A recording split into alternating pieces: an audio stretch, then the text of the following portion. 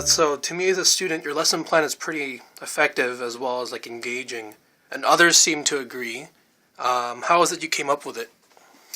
So one thing that we're introduced to as teachers is this idea that different students will have different learning styles, or at least it's a theory that there are sort of different learning styles available. So some students might benefit more from reading, some students might benefit more from having a demonstration, but the sort of evidence for these learning styles is kind of controversial.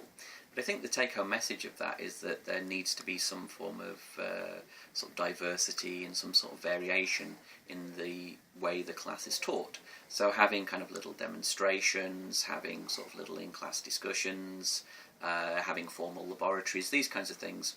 It might not be the case that all of these aspects speak to all the students all the time, but hopefully the idea is by having that variation you're going to speak to all of the students some of the time. How do you go about making a positive student environment? I think a positive classroom environment is really a two-way process. So setting kind of ground rules early on, like my expectations about, this is an opportunity for us to elaborate on these materials that you might have read about already.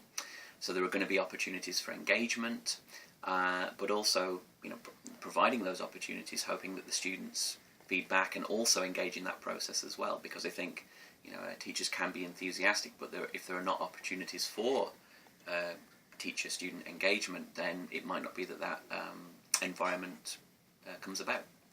And as a faculty member, how do you guys take part in any other activities that create a more positive Ryerson community? I hope so. One thing that one thing that the psychology department is involved in at the moment is a thing called Science Rendezvous.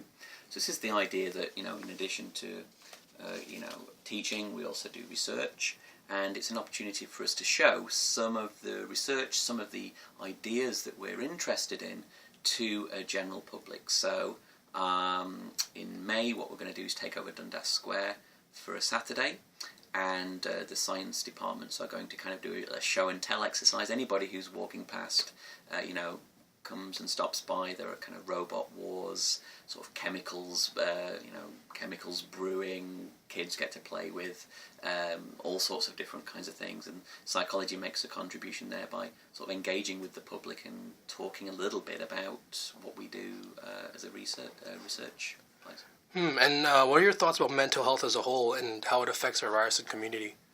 So Ryerson, one of the characteristics of Ryerson is it's defined by its diversity.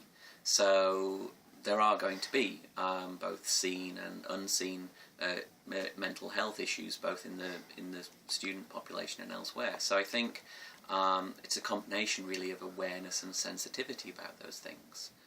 To be aware that these, with a broad population, these things are going to be apparent, but also treat them with sensitivity. So provide accommodations where accommodations are useful for the student, but don't let that define the student as well.